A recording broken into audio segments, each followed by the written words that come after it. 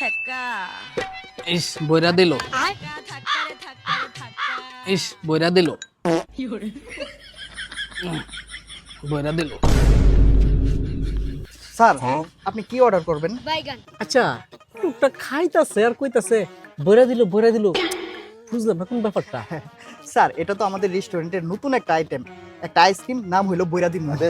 বইরা দিমু জি, নতুন আইটেম স্পেশাল টেনশন দিয়ে আমার একটা আচ্ছা স্যার, আইসক্রিম স্যার বইরা দিব। रुको जरा सबर करो। স্যার এই নেন আমাদের স্পেশাল আইসক্রিম বইরা দিন। বাসাই হবে মনে হয়।